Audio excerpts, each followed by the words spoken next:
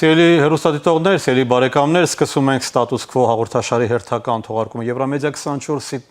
տաղավարում։ Ես քաղաքագետ Գեորգ Մելիքյանն եմ, այսօրվա իմ զրուցակիցը Շվեյցարիա-Հայաստան պատգամավորական խմբի գլխավոր քարտուղար Սարգիս Շահինյանն է։ Սարգիս, ողջունում եմ ձեզ։ Ողջույն ձեզ, Գեորգ։ Սարգիս, մենք խոսելու ենք այսօր մայիսի 26-ին մեկնարկած մի նախաձեռնության մասին, որը բաղկացած է 19 պատգամավորներից եւ կոչվում է Լեռնային Ղարաբաղում խաղաղության շվեյցարական նախաձեռնության հանձնախումբ։ Ես ուզում եմ հասկանալ սա ինչ է եւ դուք ինչ ծրագրեր ունեք, բայց իսկ ինչ վերաբերում է մյուս հարցին, Սարգիս, ես հենց սա եմ ուզում հասկանալ, թե նախ առաջինը, ինչպես է ստացվում, որ շվեյցարիան այդ նախաձեռնությունը արեց եւ ոչ մի այլ համայնք նման ակտիվություն չունեցավ, դա հասկանալի է, դուք պետք է ասեք, որ դուք եք ակտիվ, դուք անձնապես մնացած անձնապես համայնքը։ Արդյոք մենք չունենք Միացյալ Նահանգներում համայնք, արդյոք մենք Ֆրանսիայում չունենք։ Եվ ի վերջո, եթե այդպես է, ապա ինչու այլ պետություններ չեն կարողանում կամ ինչու չեն տեսնում նման կերպ խնդիրը, ինչու են իրենք ուզում փակված համարել այս հարցը։ Գեորգ, շատ արյունարբու վերք բացեցիք, ինչին աբակիները նախ եւ առաջ այս արձածված բանի ժամանակ չենք կրնար լուծում բերել, իրականությունը դա է, որ սփյուռքը մի միտք խորող եւ կորձող ուժով չի ղեկավարվում եւ զանազան ուժեր կան եւ զանազան միտքեր կան, սա իրականությունն է։ Ինչ որ գվերապերի Շվեյցարիան, ես այդ միտքի մի փոքր մաս եմ, իհարկե։ Ֆրանսիայում ինչ որ դեղի է ունենում, կվստահեցնեմ, որ հոնալ կա մի որոշ միտքի մաս։ Միացյալ ազգերի ներողություն Միացյալ Նահանգների Ամերիկայի մեջ նաև կորձում են ուրիշ ալիքներ, ուրիշ բևերներ, որոնք սակայն անպայման չի հագարակ չեն գնում այս ուղղությամբ հազիվ կարողանում ենք սա իրականությունը թելին գծնել, որբեսի կորձած ուժերի եւ կորձած ուղղությունների ուժը կարողանա միաձուլ լինի։ Այս բահուս սա չի կարողանում իրականանալ, մասամբ կարողանում է իրականանալ, ինչ որ ցանկալի չի,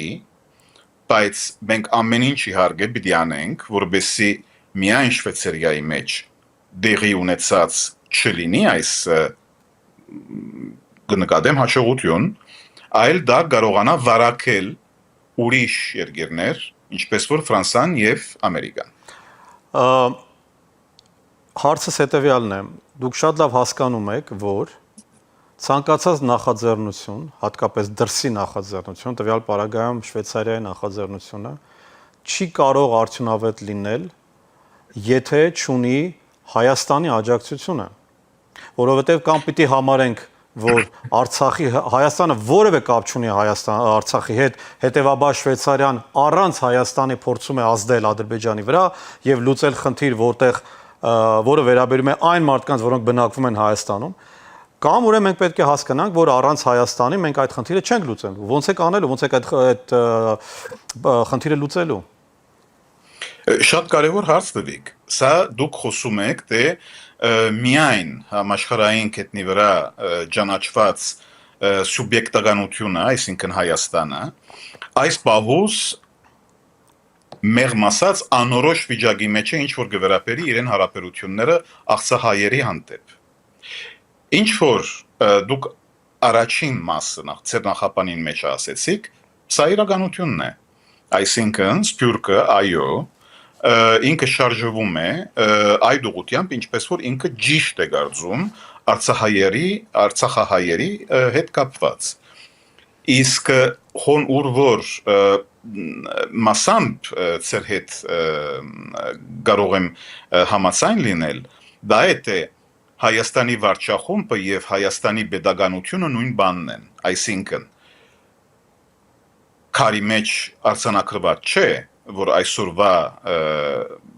իշխանությունը պիտի մնա հավերժ, բայց Հայաստանը պիտի մնա, հայկական pedagogiությունը պիտի մնա, մենք ուզենք կամ ոչ, եւ Արցախի հայության ճակատագիրը պետական արժեք է,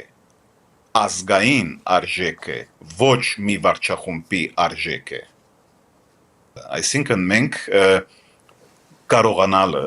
այդ պետական ազգային շահերը միաձուլ կարողանալ ղեկավարել, որ իրապես մեզին նպաստ լինի։ Դուք ինչու համար կարծում եք, որ Ալիևի եւ Էրդողանի փորձավում է այսօրերս Բեռնի մեջ տեղի ունեցած այս երկու նախաձեռնությունների համար։ Հենց դրա համար, որովհետեւ եւ փակակիցները չեմ ուզում բացել, իրականության մեջ Բեռնի, այսինքն Զվիցերիո մայրաքաղաքում երկու շատ կարևոր նախաձեռնություններ տեղի ունեցան 3 օրվան ընթացքին, որոնք Արցախահայերի եւ Արցախի հայկական մշակույթի ժառանգի պաշտպանման մասին էին խոսում։ Սա է իրենց փորձավը։ Ու ոչ մեկը չկարողացավ դա կանխել։ Իրենք չկարողացան կանխել, որովհետև ոտքի դագարին այդ նշանները, որոնք գալիս էին։ Ասկան ցածես հասկացնելու նշան է, թե որքան կարևոր քայլ եղավ այս 3 օրվան ընթացքին։ Խոսքը 19 падգամավորի մասին է, բայց եկեք նայենք այստեղ, որ եւ այստեղի դեսպանությունը շվեյցարական եւ Շվեյցարիայի կառավարությունը շատ լավ, ֆանտաստիկ հարաբերություններ ունեն Նիկոլ Փաշինյանի վարչախմբի հետ, եւ նրանք չեն էլ մտադրվում անգամ խոսելու, քննադատելու, հարց բարձրացնելու, բացարձակապես բոլորը կոմֆորտ զոնայի մեջ են, այսպես գտել են գոտին այդ եւ ապրում են, որովհետեւ ի վերջո իրենք ասում են դուք եք, ձեր ընտրությունն է, դա դուք եք ընտրել։ Հիմա ինչպես պիտի դուք հակադրվեք 19 հոգով շվեյցարիական կառավարությանը նաեւ։ 3 հարց միասին դվիկ։ Դրանից է սկսեմ, որ շվեյցարիական կառավարությունը եւ տեսփանությունը նույն ծևով, հանգիստ ծևով վարվում էր առաջվա վարչախումբի հետ եւ կվստահեցնեմ, որ նույն ծևով, հանգիստ ծևով պիտի վարվի հաջորդ վարչախումբի հետ։ Եվ դա ասել չէ, որ դա Նիկոլ Փաշինյանի կողմէ վարված վարչախումբը կլինի։ Երկրորդ, 19 պատգամավորները չեն հագատրում որևէ ծևով Զվիցերիո կորզատերին, ընդհանրակը իրենք ամեն ինչ անում են, որբեսի այդ ինչ որ որոշվեց օրենսդիրի կողմէ եւ հստակ ծևով որոշվեց, դա իրականանա եւ չունենա նույն ճակատագիրը, ինչ որ ունեցավ օրինակի համար Բաղեստինի հետ կապված նույնաձև մի նախաձեռնություն, որը ունեցավ այդ 12 ամսվան ընթացքին, նույն 12 ամսվա ժամկետ տրվել էր այդ մոցիոնի հետ կապված, ուր որ Զվիցերիո արտաքին գործերի նախարարությունը ասեց,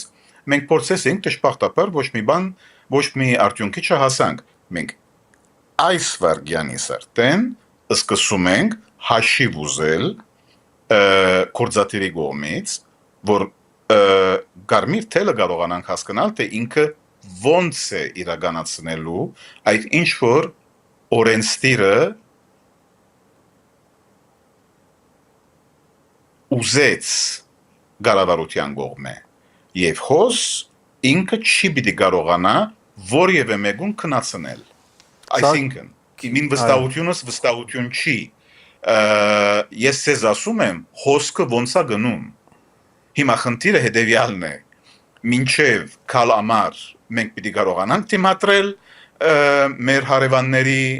սպառնալիքներին կամ ոչ։ Սա է հարցը, ինչին պետք է պատասխանենք։ Սարգիս ջան, շատ շնորհակալ եմ այս անկեղծ զրույցի համար։ Ես ուզում եմ հիշեցնել, որ մենք տեսակապով խոսեցինք Շվեյցարիա-Հայաստան պատգամավորական խմբի գլխավոր քարտուղար եւ իմ շատ լավ բարեկամ եւ ընկեր Սարգիս Շահինյանի հետ։ Ձեզ հետ էր քաղաքագետ Գևորգ Մելիքյանը, հաջողություն ձեզ։